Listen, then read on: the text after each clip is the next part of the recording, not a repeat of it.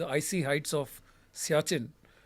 So how did that happen, Vipul? I mean, I know you told me once that you volunteered to be in Siachen. Who in his right mind, and I'm talking, the times when we were there back in 2001, 2002, 2003, when the Siachen border was active. What I mean by active is the firing was on, the shelling was on. Of course, the weather was bad. So, who in his right mind volunteers to go to a place like Siachen? What drove you to get there? I fought for it, sir. I didn't just volunteer. I had to literally fight for it. I'll come to that. So what happened was, I was commissioned to 59 Field Regiment. This is one of the regiments of Indian Artillery. And as the tradition goes, once as a youngster you join, you're made to go through the regiment history. That's how you kind of bridge the gap between the past and the present. And we are made to learn about the trophies and the officers, ex-officers and everything about it, the regiment. So the history of our regiment said that we had lost an officer. In Siachen? In Siachen. Our unit was there in 1995. I joined in 2000. So 5 years back when the unit was there, they had lost an officer at a post called Amar Post in Pakistani shelling. So that was my driving point, that if I want to serve in Glacier, I want to serve in Amar Post. That is one. And Glacier because somehow that we all knew is the highest battlefield. And I kind of wanted to just kickstart my career because it's just beginning of my career. I wanted to kickstart my career from a place which is, which is known for its toughness. So that was a starting point. And of course, on the lighter side, if I may say, I had never seen snow till that time. So that was the fastest way for me to see a lot of snow and ice. So that was a driving factor. Major Haridat, the late Major Haridat, our martyr of my unit. And of course, love for snow.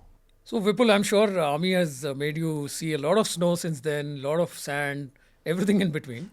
But you must tell us, and this is the right moment, to tell us more about the post. Amar, as you said, is the name of the post. But what is a post? What is a glacier? What is the life in a day of a soldier in Glacier during active ops? So, we would really like to know. So, sir, start with the glacier per se. The glacier is, scientifically speaking, it's a frozen river. The entire river is not frozen. It's basically a slow-moving mass of ice. That is glacier per se. And our army has been deployed there for quite some time now. They have been... Since 84. My post, that is Amar Post. Post is nothing but a place where a body of troop, a small size of troops, anything ranging between 10 to 15 to 20. How many of you were there? In my case, we were 10. 10 of you. 10 to 12. So we had 12 people on Amar. And it is a post maybe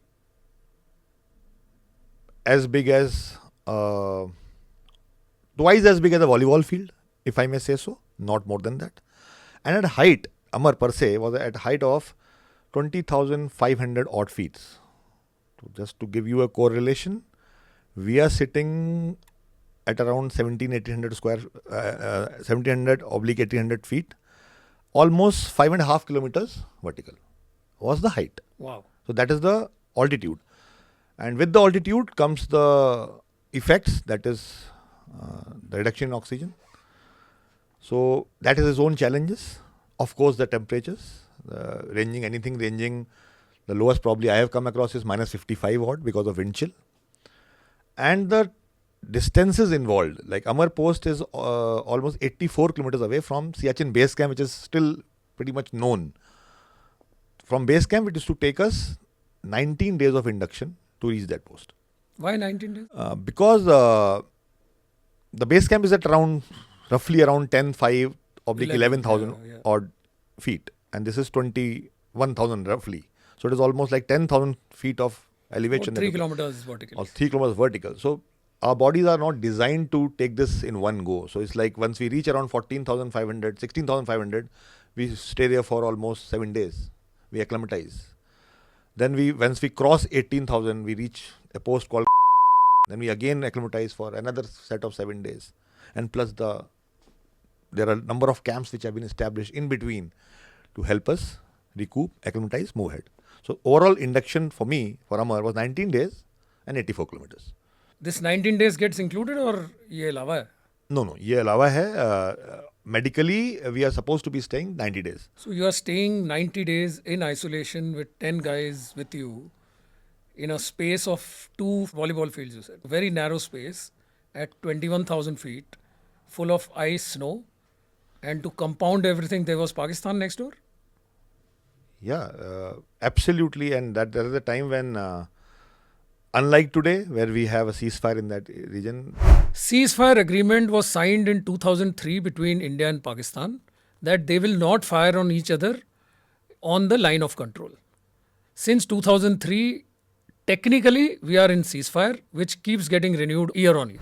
That is a place where, when I reached, I think I have seen, as I always jokingly said, ki being a RT officer who is supposed to pound the enemy with shells, by the time I finished my glacier tenure, my record of having seen being on the target end, we were the targets and we used to be pounded heavily. So, yes, it was a very, very interesting and a very enriching experience, so to say, at that. You know, I've being a Fauji and I've met enough Faujis who always have this script that the present generation guys have it easy, right? But in this case, I think I'll give it to you that without firing, it is much more easier surviving there because you're only fighting general winter or general snow, but you're not fighting the enemy itself. Vipul, what was that one moment in Siachen, or maybe more than one moment, which gave you that satisfaction that all the hard work of these, you know, doing the Siachen battle school training, 19 days of induction, staying isolated post, lack of oxygen, lack of food, isolation, what made it worth it? Or did you ever feel that, yaar, मैंने ये कर लिया, everything I've done before is worth it? Yes, it definitely was a very, very enriching experience, as I said already. And if I have to recollect one incident that kind of shaped my life or gave me a lot of satisfaction, so to say, it happened during my extended tenure of, I would like to highlight that I was supposed to be relieved on 90th day, but then the officer who came, he became a casualty himself. He had his hand had chilblain, that's a snow injury essentially. So he had to be evacuated to save his hand. So I had no choice but to Stay on. stay out. So I stayed and kind of overextended my tenure there. And during that time, there was a visit of my senior officer who came, and I was there to brief him. This officer was Brigadier S.K. Singh, I think, who went on to become Vice Chief later on. From Gurkhas. From Gurkha, 280GR, if I'm not wrong. So he visited our post, and at that time, the infantry officer was not around because he had already been evacuated. There were two officers on the post, one artillery to direct the fire and one infantry, basically from the same unit of these 10 men. Right? So I took him, we had to crawl, we could not actually walk up to the place where we could brief because Pakistanis were observing us, and they had a sighted HMG, heavy machine gun. So you stand, you will get a hit. That was. You mean to say you made a brigadier saab crawl there? If he has to survive, then he has to crawl. I mean, so did I. So yes, I mean, that was environmental reality, right?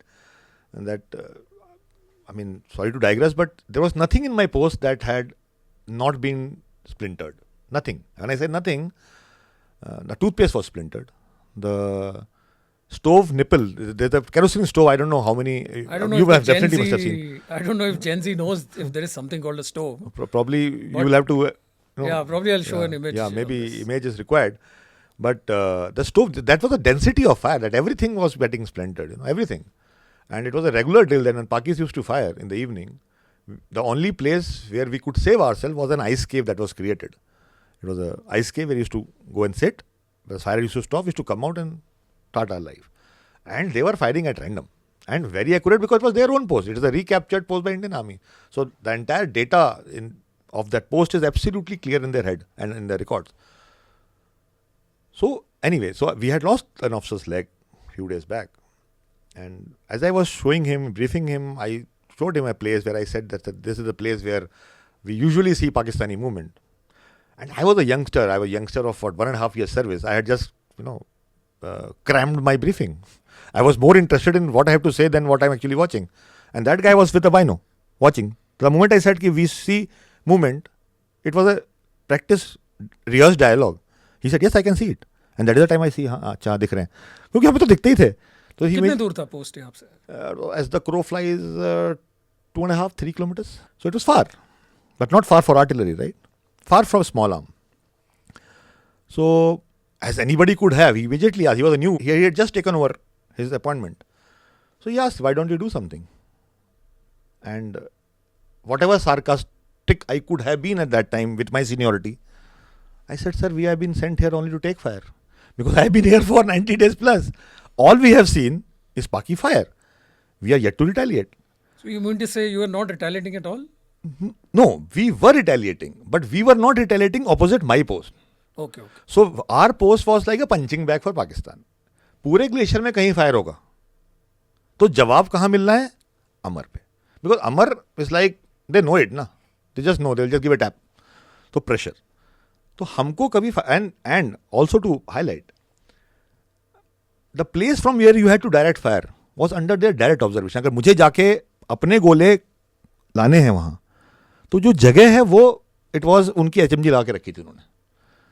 तो that was they knew that nobody is going to take fire from here. यहाँ से fire आएगा नहीं. तो वो भी एक kind of एक प्रथा बन चुकी थी उस इलाके में. And it had its demoralising effect to an extent. बजते रहो. तो we were the punching bags for the entire glacier. So once we crawled back, and when we came to our post, and then we, from the forward point where I briefed him, we came back. And then that is the time he promised me that, don't worry, now I am in charge, and I promise you that whenever you ask for fire, you will get it. And as I said, कि moment तो वहाँ होता ही था. I think within second, third day of that, we had the opportunity, and that was the place. So we had 2 regular kills confirmed, and which was, of course, a very big satisfaction, not just because of the Paki kill per se, because we were the takers, and this is the first time we became givers. So once you give it back, so all those emotions come out of, lifted that officer's body. I mean, he was alive. Let me one who lost recollect his name. Yeah, one who lost his. He had a leg injury per se. He was Captain A.K. Srivastav. He was with 2 Mahar. I was doing attachment with 2 Mahar. So we had seen his casualty. He was just lucky that it was his leg. It could have been any other part of his body, and he would have probably not survived. So that's a different rush of blood that once you give it back, and we did not allow the bodies to be lifted. I mean, we continued that fire till evening, and night mein anyway you can't do anything in glacier because the temperatures dip like crazy. So and it was confirmed thereafter that there were 2 Pakistani kills, and that was one of the most what do you mean when you say we did not allow bodies to be lifted? Because if the way Pakis used to stop the fire at a particular time, there is a particular prayer time they will have, so they will fire. So we will hide, save. Wrong word. I'll say we would save ourselves from that fire by getting into an ice cave, and then they will stop. We will come out. But here in this case, if there's a concept of harassment fire in artillery. I mean, आपका student आपको कैसे सिखाएगा? I think this should be part of. You should be here, and you should be educating everybody. But we are in for your I know now. This is too technical, but basically परेशान करना है दुश्मन को.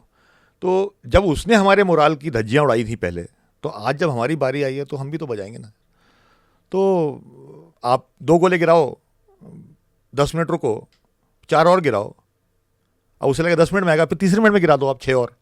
तो now you have broken any pattern. So he doesn't know when the fire is going to come. So how does he come and retrieve the body? So it's basically, I know it may sound little inhumane, but I think when you have casualties on your side, I think this comes in my ambit of. So in other words, it's game. like literally not allowing him to take a piss. Yeah, absolutely, and that's important. So I mean, because that was the first time we could get to fire, so it was a great moment. Very satisfying. I still remember our infantry counterparts, because in their tenure they saw first time artillery firing for them, not on them. It was always on them. It was for them for the first time. So it was like, a bada khana moment. We all sat together and had meals. So it was a good time.